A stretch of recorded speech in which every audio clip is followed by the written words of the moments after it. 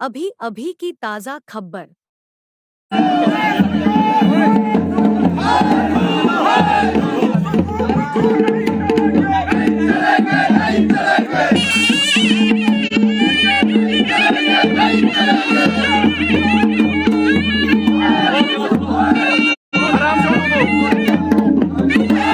आराम से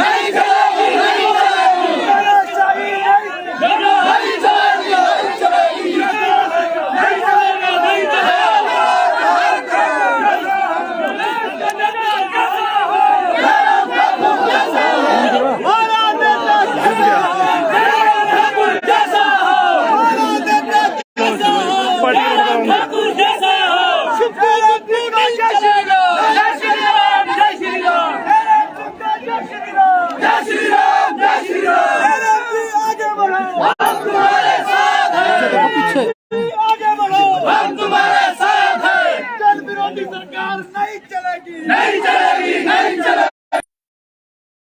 नहीं चलेगी।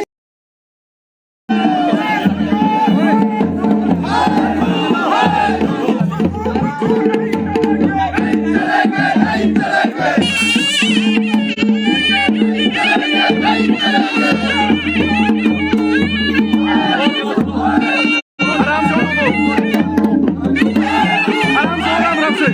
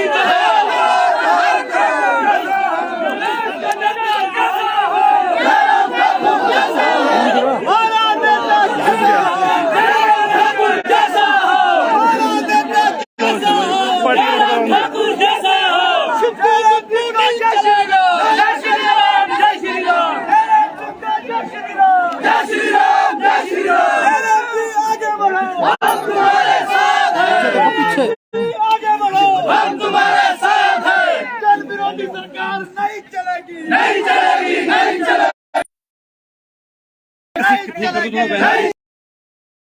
भारतीय जनता पार्टी जिंदाबाद, भारतीय जनता पार्टी जिंदाबाद, भारतीय जनता पार्टी जिंदाबाद।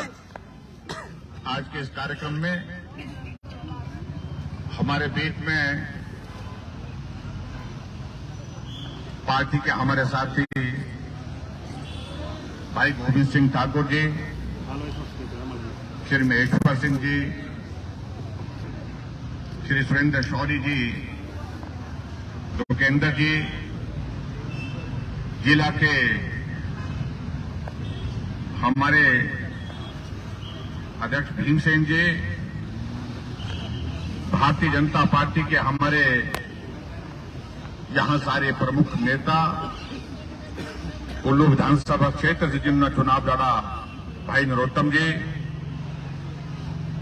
हमारे बीच में ब्रिगेडियर कुशाल ठाकुर जी, बिहारी लाल शर्मा जी, सबका नाम संभव नहीं है क्योंकि मैं सबसे माफी चाहूंगा, और उपस्थित सभी यहां कार्यकर्ता भाइयों बहनों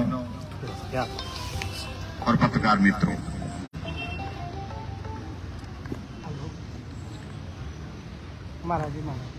शायद हिमाचल के इतिहास में यह पहला अवसर है जब किसी सरकार के बनने के पश्चात प्रदेश की जनता 2 महीने में सड़कों पर आ गई। मुझसे पहले वक्ताओं ने सारी बात का जिक्र किया है। वजह क्या है?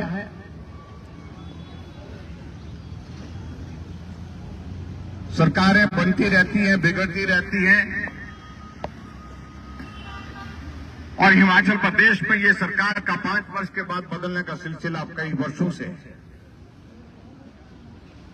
लेकिन कभी इस प्रकार से हिमाचल प्रदेश में बदले की भावना की इस प्रकार की पराकाष्ठा जो अब की बार हुई है, ये कभी देखने को नहीं मिली।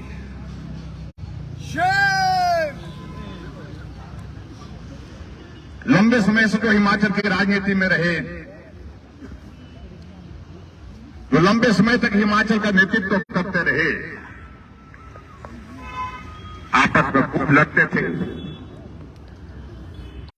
लेकिन उसके बावजूद इस तरह से बदले की भावना से कार्रवाई करने के लिए कभी किसी ने आज से पहले कोई फैसले नहीं लिए। भाई और बहनों, 11 दिसंबर को हिमाचल प्रदेश में सरकार कांग्रेस पार्टी की बनी और 12 तारीख को फरमान हो गया कि हिमाचल प्रदेश में 1 अप्रैल 2021 से बाद के जितने भी संस्थान खोले गए हैं उनको हम रद्द करने की घोषणा करते हैं, डिनोटिफाई करने की घोषणा करते हैं। जब पत्रकारों ने पूछा कि संस्थान तो आज से पहले भी हर सरकार खोलती थी, ये संस्थान बंद करने की वजह क्या है, तो मुख्यमंत्री महोदय जी कहने लगे तो मुझे तो गारंटी पूरी करनी है। गारंटी पूरी करिए, अब हमें कोई आपत्ति नहीं है, उसमें हमसे भी सहयोग चाहिए, हम भी उसको देने के लिए तैयार हैं, लेकिन हिमाचल प्रदेश के विकास पर ताला लगा करके गारंटी पूरी करने की इजाजत नहीं हो सकती। ये हम स्पष्ट कहना चाहते हैं। कैबिनेट का निर्णय होता है और कैबिनेट के निर्णय को निरस्त करने की अगर ताकत होती है तो वो कैबिनेट में होती है।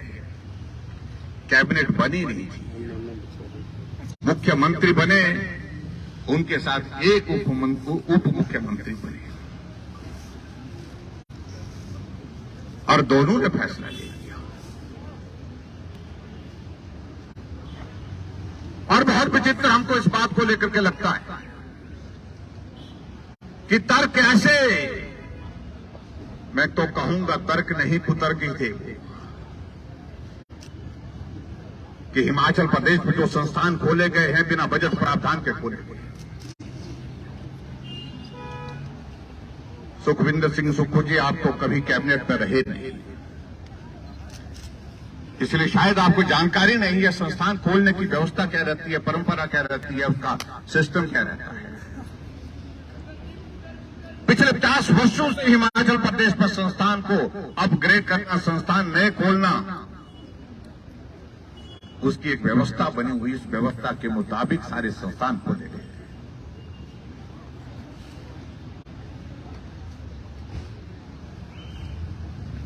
लेकिन उनको शौक चढ़ाए कि अपनी पहचान किस तरह से बनाई जाए। हिमाचल में कुछ लोगों को जो आज से पहले नेता रहे हैं, कुछ लंबे समय तक सत्ता में रहने के नाते जाने जाते हैं, कुछ लोग योजनाओं के नाम से जाने जाते हैं। लेकिन अगर हिमाचल के इतिहास में अगर सुखविंदर सिंह सुक्खू को अगर जाना जाएगा तो तालाबंदी वाला नेता कहा जाएगा, तालाबंदी मुख्यमंत्री। इस बात किस प्रकार से उनको जाना जाएगा।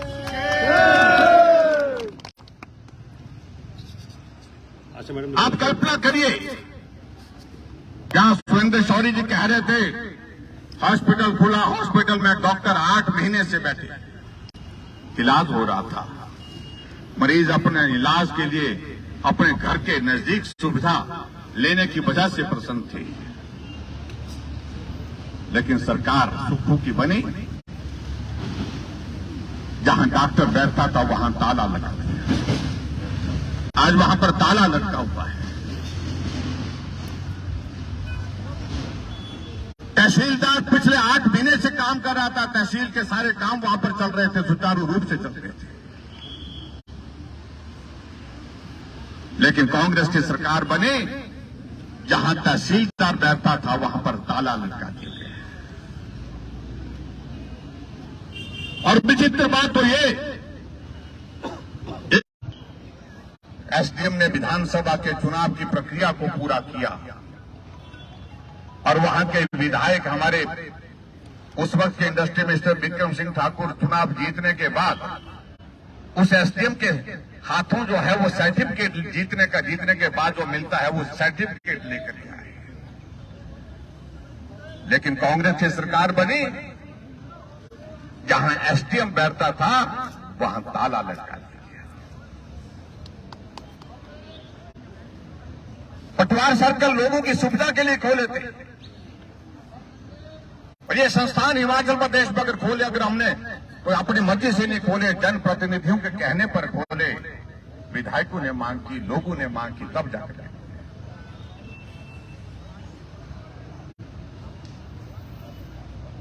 लेकिन इनको अपने गारंटी पूरे करने की एक लत कड़ी हुई है और मैं तो समझता हूं कि गारंटी तो पूरी नहीं होगी, लेकिन कांग्रेस की गारंटी गोल जरूर हो जाएगी।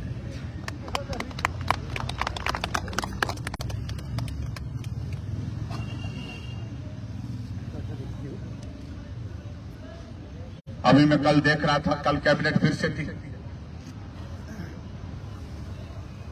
कल एक और निर्णय ले लिया कि कुछ स्कूल बचे हैं अभी जो खोले हैं भारतीय जनता पार्टी की सरकार ने, जहां बच्चे पढ़ना शुरू हो गए। कुछ कॉलेज खोले हैं भारतीय जनता पार्टी की सरकार ने, जहां पर बच्चे बैठ करके पढ़ाई कर रहे हैं, वो बंद करने रह गए बोलते हुए।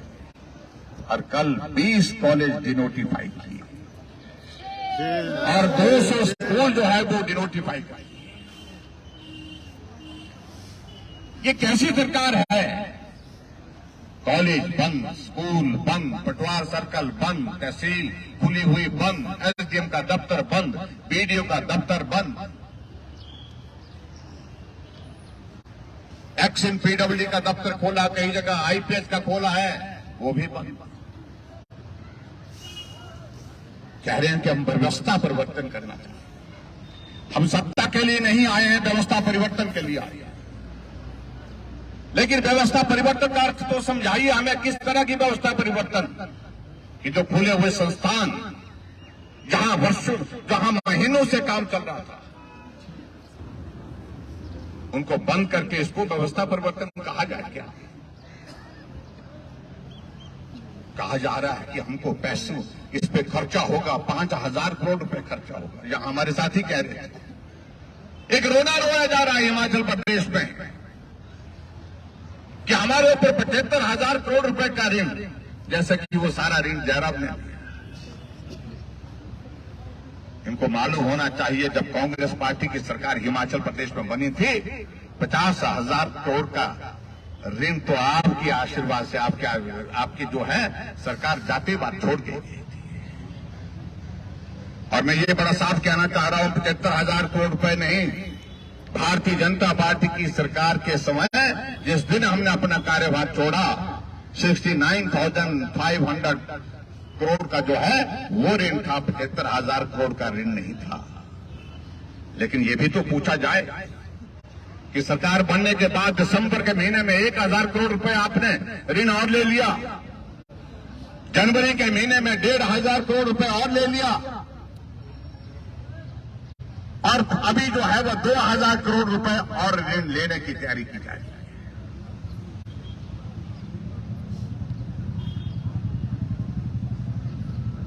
और जैसे यहां हमारे साथियों ने कहा कि सरकार बनने के बाद पूरे देश में अगर डीजल और पेट्रोल किसी प्रदेश में सबसे सस्ता था, वो हिमाचल प्रदेश था। सरकार बन गई, सत्ता उनके हाथ में आ गई, डीजल की कीमत 3 रुपए प्रति लीटर के हिसाब से बढ़ा दी गई।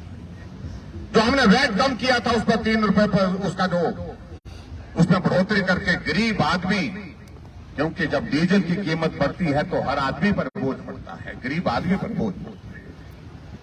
लेकिन जब पूछा गया, मुझे तो गारंटी पूरी करनी है। जब स्कूल बंद हुए तब पूछा गया, मुझे तो गारंटी पूरी करनी है। गारंटी पूरी करते करते मुझे लगता है कि कांग्रेस की गारंटी पूरी हो जाएगी। मुझे लग रहा है कि इस प्रकार से निश्चित रूप से हालात इस प्रकार के होंगे। हिमाचल छोटा सा प्रदेश, जिस प्रदेश में आज तक परंपरा उप मुख्यमंत्री बनाने की रही नहीं, लेकिन सरकार बने कांग्रेस की, इस छोटे से प्रदेश में एक मुख्यमंत्री और एक मुख्यमंत्री के साथ एक उप मुख्यमंत्री, और उप मुख्यमंत्री महोदय जी कहते हैं जो सुविधाएं मुख्यमंत्री को हैं वो तमाम सुविधाएं मुझे भी मुहैया कराई जाए। सब कुछ वही तरह से, और एक तरह से एक मुख्यमंत्री नहीं, दो मुख्यमंत्री हिमाचल प्रदेश में हैं। और आगे बढ़ करके कहते हैं कि हमको किफायत करनी है, हमको पैसा बचाना है। अपने सारे संगी साथी जो उनके साथ बैठते थे, उनके साथ रहते थे, मैं मानता हूं राजनीति में साथियों का योगदान भी है। विधायक इंतजार कर रहे थे कि हमको मंत्री बनाया जाए, हमको चेयरमैन बनाया जाएगा, लेकिन पहले उनको कहा कि तुम रुकिए जरा, पहले मेरे साथी रह गए हैं, मेरे संगी रह गए, कुछ ऐसे मित्र लोग रह गए जिनको अभी तक हम टिकट नहीं दे पाए, उनको तैनाती करें।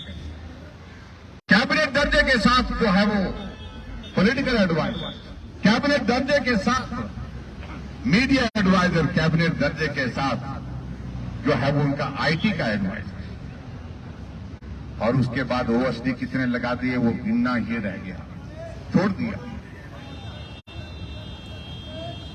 और उसके बाद और आगे बढ़कर के जिसका यहां पर कुल्लू में विशेष तौर से जिक्र हो रहा है, हम उम्मीद करते थे शायद कुल्लू वालों को एक मंत्री मिल जाए, और कुल्लू वालों को मंत्री मिलने के लिए बड़ी उम्मीद में वो भी बैठे थे, पूरे बाजे गाजे के साथ सज धज करके इंतजार कर रहे थे। और बाद में जब शपथ ग्रहण था, शपथ ग्रहण से पहले कुछ लोगों को कहा कि तुम मेरे दफ्तर आ जाओ, और दफ्तर में बुला करके उनको खड़ा कर दिया गया कि हम आपको मंत्री नहीं बना सकते हैं, आपको सीपीएस बना करके जो है इसी में संतोष करना पड़ेगा, और सीपीएस बना करके छोड़। लेकिन मैं इस बात को लेकर के हैरान हूं, अगर आपको कोई जिम्मेवारी सरकार की ओर से दी गई है, आप विकास करें, क्षेत्र का विकास करें। हालांकि मैं मानता हूं कि वो दुखी है, अंदर से बहुत दुखी है। उस दर्द का जिक्र जब है वो जो हमको गाली दे करके वो कर रहे हैं।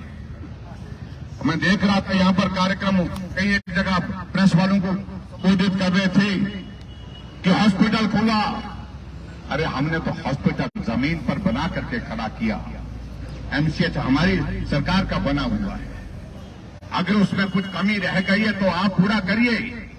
कि मैं हैरान हूं, बोलते हैं बिल्डिंग का उद्घाटन कर दिया, तार नहीं जोड़ी बोलते हैं। ये तार जोड़ने का काम इतना कर तो आप भी करिए। हमने तो करोड़ों रुपए की बिल्डिंग बना करके यहां पर स्वास्थ्य की सुविधा देने के लिए काम किया है। आनंद फान में बहुत सारी बातें कह रहे हैं, मुझे नहीं उस बारे में कहना है।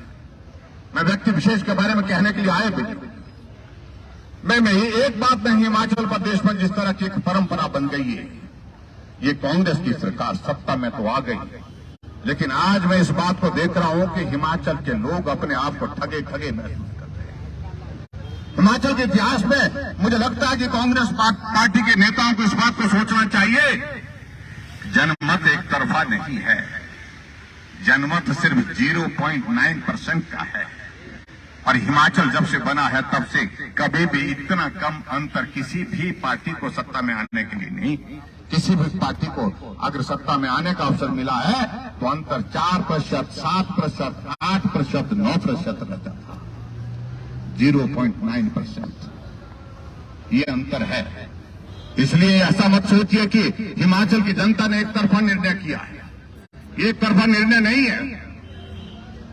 और यहां पर कहते कि हमने फिजूल खर्ची को रोकना है। सीपीएस हम भी बना सकते थे। ये कानून, जिस कानून का जिक्र वो कह रहे हैं, ये कानून हमारी सरकार से पहले का बना हुआ है, लेकिन हमने तय किया कि हम नहीं बनाएंगे। और ये भी मैं कहना चाहता हूं, शायद उनको मालूम नहीं है कि अभी तक 4 जगह से भी ज्यादा, 4 या 5 जगह, मुझे एग्जैक्ट नहीं मालूम, सीपीएस के खिलाफ हाई कोर्ट और सुप्रीम कोर्ट ने निर्णय दे दिए कि ये व्यवस्था जो है संविधान के मुताबिक नहीं है, इसको नहीं किया जा सकता है। लेकिन फिर भी उसके बावजूद सीपीएस 1 नहीं, 2 नहीं, कितने बना दिए? 6 बना दिए। मैंने कहा कसर रह गई तो और भी बना दे, तो सबको बना दो। सरकार कांग्रेस पार्टी की बहुमत के साथ बनी हुई है। क्या जरूरत सीपीएस की? एक तरफ से बोलते हैं हम फिजूल खर्ची को रोकेंगे और एक तरफ सीपीएस की फौजदारी कर दी और वो कह रहे हैं कि गाड़ी हमको छोटी गाड़ी नहीं चाहिए, ऊंची गाड़ी चाहिए, बड़ी गाड़ी चाहिए, फॉर्च्यूनर चाहिए। हिमाचल छोटा सा प्रदेश जहां उप मुख्यमंत्री का पद जो है अभी तक क्रिएट नहीं किया गया है। हिमाचल में अभी मुख्यमंत्री का मंत्रियों के पद जो है वो सृजित है, लेकिन उसके बावजूद उप मुख्यमंत्री का पद नहीं है, लेकिन उसके बावजूद उप मुख्यमंत्री बना दिया। अरे उप मुख्यमंत्री तो वहां पर बनता है जहां कोलिशन गवर्नमेंट होती है, जहां ऐसी परिस्थिति होती है कि दोनों पार्टियों को अगर बहुमत नहीं है तो मिलकर के सरकार बनाने के लिए उस तरह से किया जाता है। हिमाचल में 1998 में भारतीय जनता पार्टी और एचपीसी की सरकार बनी, लेकिन उस वक्त भी सीपी जो यहां पर जो है हिमाचल प्रदेश में डिप्टी चीफ मिनिस्टर नहीं बनाए गए, लेकिन यहां डिप्टी चीफ मिनिस्टर। और कहां कांग्रेस पार्टी ने सत्ता में आने से पहले किस प्रकार से गुमराह किया कि सरकार बनने के बाद पहली कैबिनेट की पहली बैठक में हम ओपीएस लागू करेंगे। पिछले कल चौथी बैठक थी, अभी तक सिर्फ घोषणा ही है। उसका स्वरूप क्या होगा, उसका प्रारूप क्या होगा, कौन लोग उसमें शामिल होंगे, लोग उसको अब करेंगे नहीं करेंगे, अभी तक इस बात को लेकर के बहुत सारे प्रश्न हैं। 10 गारंटी को पूरा करने की बातें कही, महिलाओं को कहा कि सरकार की पहली कैबिनेट की पहली बैठक में 1500 रुपए हर महिला के खाते में, जो 18 साल से 60 साल की उम्र की होंगी उनके सबके खाते में। अब 3 महीने बीत गए, किसके खाते में आए पैसे?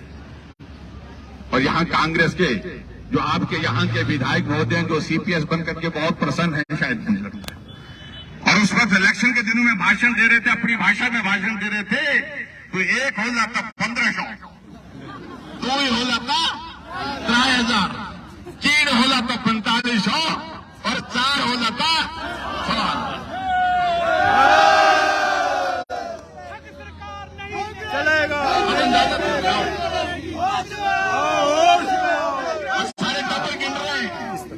कहीं के घर में महिलाओं की संख्या 4 भी है तो वो गिन रही है, वो 6000 लिया है। तो नहीं कर सकते भाई, मत बोलिए। इसलिए भाई और बहनों, मैं आप सबके बीच में बहुत लंबी बात नहीं कहना चाहता हूं। हमने हिमाचल प्रदेश में यह तय किया कि हम ये जो संस्थान बंद करने की ये जो नई परंपरा शुरू की है, इस परंपरा के खिलाफ जो है लोगों के बीच में जाकर के लोगों का सहयोग भी मांगेंगे और आंदोलन छेड़ेंगे। ये आंदोलन की शुरुआत हमने देवभूमि कुल्लू से आज यहां से शुरू की है। हिमाचल प्रदेश के हर विधानसभा क्षेत्र में ये आंदोलन होगा। आगे बढ़ो, जयराम ठाकुर आगे बढ़ो, देश का नेता कैसा हो, जयराम ठाकुर जैसा हो। ये बहुत विचित्र सी बात है कि संस्थानों को खोलने के बाद सरकार कह रही है संस्थान खोलेंगे तब जाकर के हम ओपीएस का इंतजाम करेंगे।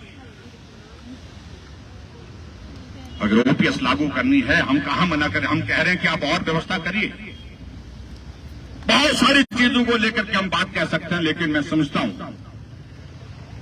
कि जिस प्रकार से हम उम्मीद किए थे, सुखविंदर सिंह सुक्खू ये ऐसी पृष्ठभूमि के हैं जिनके परिवार से कोई राजनीति में नहीं आए और लंबे संघर्ष के बाद यहां पर पहुंचे हैं, तो हमको लग रहा था कि ये जनभावनाओं का सम्मान करेंगे।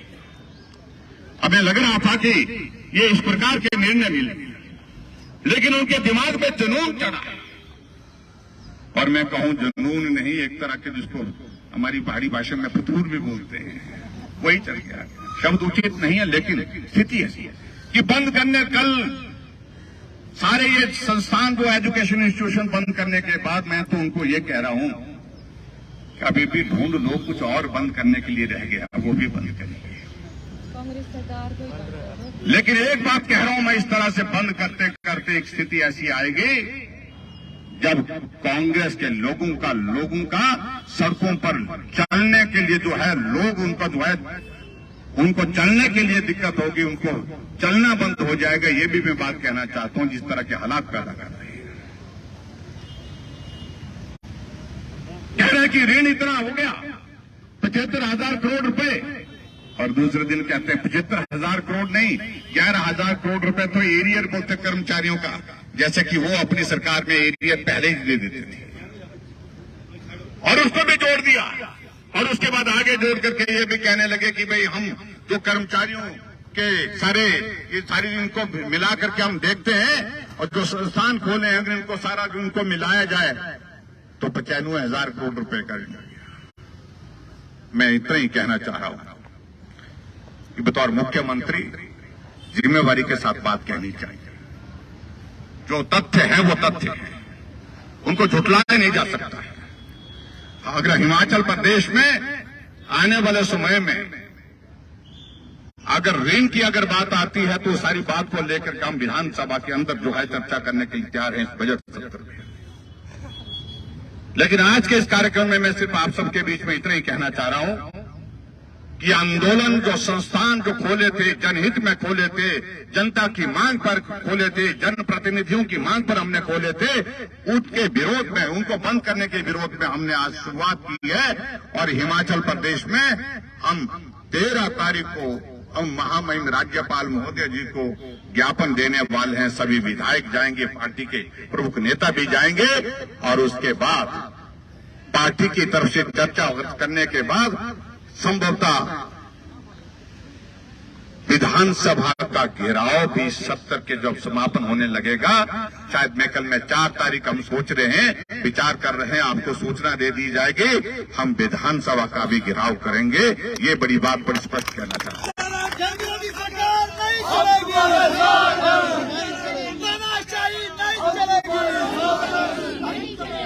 अगर हिमाचल में सरकार नहीं है तो दिल्ली में नरेंद्र मोदी जी तो हैं, हिमाचल के लिए हर वक्त पैसा दे रहे हैं। बल्क ड्रग फार्मा का 225 करोड़ रुपए जारी कर दिया। और इस तरह से हिमाचल प्रदेश के लिए सीआरएफ का पैसा और सीआरएफ के साथ साथ हमारे टूरिज्म के एडीबी का पैसा 2100 करोड़ रुपए जारी कर दिया। लेकिन ये कैसी सरकार है कि हिमाचल प्रदेश में हर जगह तालाबंदी करने जा रही है, बीजेपी की सारी योजनाओं को बंद करने की बात कर रही है। इसलिए भाई और बहनों, ये बर्दाश्त नहीं होगा, बिल्कुल भी बर्दाश्त नहीं होगा। हमने इस बात को लेकर के स्पष्ट कहा, चाहे विधानसभा के अंदर की बात है, चाहे विधानसभा के बाहर की बात है, हम पूरी ताकत के साथ लड़ेंगे और मुंह तोड़ जवाब कांग्रेस की सरकार को देंगे। और मैं आप सबके बीच में इस बात को भी आदरणीय प्रधानमंत्री जी को बधाई देना चाहता हूं, हमारी पार्टी के राष्ट्रीय अध्यक्ष जगत प्रकाश नड्डा जी को भी, भाई अमित शाह जी को और केंद्र के हमारे नेतृत्व को। अभी 3 राज्यों में चुनाव हुए और तीनों राज्य में भारतीय जनता पार्टी और भारतीय जनता पार्टी गठबंधन की सरकार है। मोदी जी को जय श्री राम, जय श्री राम, जय श्री राम। इसलिए कांग्रेस के मित्रों, बहुत खुश होने की आवश्यकता नहीं। और जो हालात चल रहे हैं, जो परिस्थितियां चल रही हैं, मैं दावे के साथ कह सकता हूं, हिमाचल में 5 वर्ष इंतजार करने की जरूरत नहीं पड़ेगी। भारतीय जनता पार्टी इससे पहले ही सत्ता में आ सकती है। इस बात के लिए रास्ता आने वाले समय में मुझे लग रहा है कि जो है प्रबल होता जा रहा है, रास्ता उस दिशा में बढ़ रहा है। जिस प्रकार से कांग्रेस के नेताओं के बीच में असंतोष का माहौल है, नाराजगी का माहौल है, उन सारी बातों को लेकर के हम आज यहाँ पर नहीं कहना चाह रहे हैं। उन बातों को कहेंगे जब कहना होगा, लेकिन निश्चित रूप से इस जन विरोधी सरकार को कोई हिमाचल प्रदेश में ना देखना चाहता है, ना रखना चाहता है। इतने मैं कहना चाहता हूं। आप सब आज के इस कार्यक्रम में बड़ी संख्या में यहाँ पर पहुंचे, आप सबका बहुत बहुत धन्यवाद। हम मिलकर के इस आंदोलन को आगे बढ़ाएंगे और हिमाचल प्रदेश सरकार को सत्ता से उखाड़ करके फेंकेंगे। ये शुरुआत देवभूमि कुल्लू से हमने की है और इस शुरुआत को अंजाम तक पहुंचाएंगे। ये मैं आप सबके बीच में विश्वास देते हुए अपनी बात को यही समाप्त करता हूं। बहुत बहुत धन्यवाद। नमस्कार। जय हिंद, जय हिमाचल।